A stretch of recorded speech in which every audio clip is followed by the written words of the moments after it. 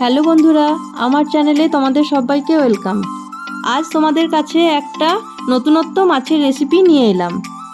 রেসিপিটা হলো রাজকীয় ভেটকি। খুবই অল্প সময়ে আর ঘরে থাকা উপকরণ দিয়ে এই রেসিপিটা চটজলদি বানিয়ে ফেলতে পারবে। প্রথমে মাছের পিসগুলোকে ভালো করে ধুয়ে লবণ হলুদ মাখিয়ে নিতে হবে।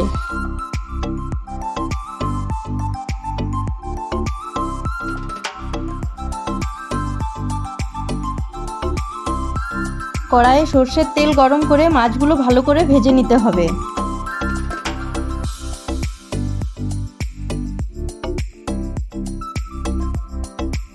ওই তেলের মধ্যে জিরে ফোড়ন দিয়ে একটু লবণ দিলাম যাতে তেল ছিটকে না আসে। তারপরে দিলাম পেঁয়াজ বাটা। পেঁয়াজ বাটাটা ব্রাউন কালার আসা পর্যন্ত ভাজতে হবে।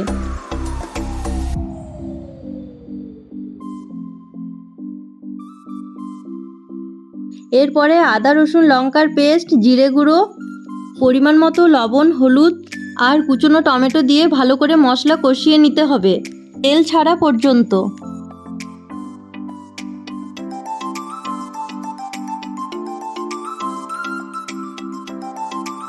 কাজু পেস্ট দিয়ে একটু মশলাটা কষিয়ে নিতে হবে। কড়াইয়ে 2 কাপের মতো জল দিয়ে দিলাম। জল ফুটে এলে মাছগুলো দিয়ে কিছুক্ষণ ফুটিয়ে নিয়ে ওপর থেকে গরম মশলা দিয়ে গ্যাসের ফ্লেম বন্ধ করে দিলাম।